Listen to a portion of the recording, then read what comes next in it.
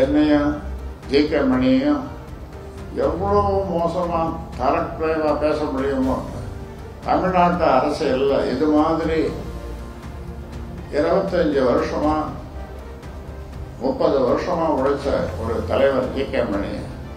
அவரை எந்த கட்சியினர் பார்த்தாலும் இவர் கைதான் முதல்ல கும்பிடும். ஜி.கே. மணியினுடைய கைதான் முதல்ல கும்பிடும். அண்ணே சௌக்கியமா இருக்கீங்கன்னா 2 பேரும் சொல்லி சேர்ப்பார். அவருக்கு யாரும் எதிரி கிடையாது.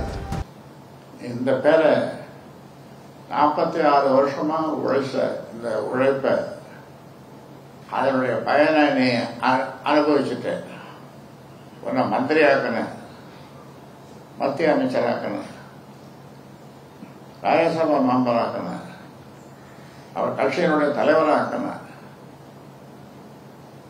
எல்லாம் பண்ணது நான் இப்ப நினைக்கிறேன் வீணா போச்சு, பெரிய தப்பு பண்ணிட்டேன். நீ ஒரு கட்சி ஆரம்பிச்சுக்கோ.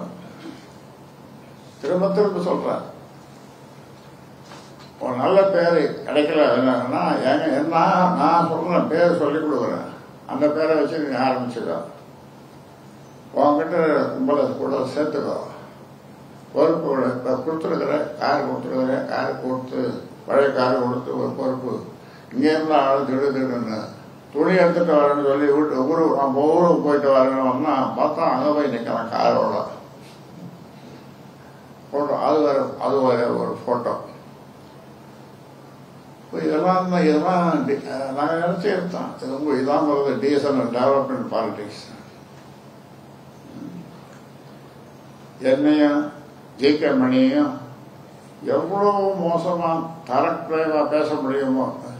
தமிழ்நாட்டு அரசியல்ல இது மாதிரி 25 வருஷமா 30 வருஷமா உழைச்ச ஒரு தலைவர் ஜி.கே. மணி.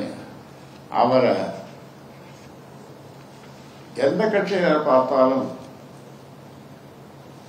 இவர் கைதான் முதல்ல கும்பிடும். ஜி.கே. மணியினுடைய கைதான் முதல்ல கும்பிடும். அண்ணே சௌக்கியமா இருக்கீங்கன்னா 2 பேரும் சொல்லி சேர்ப்பார்.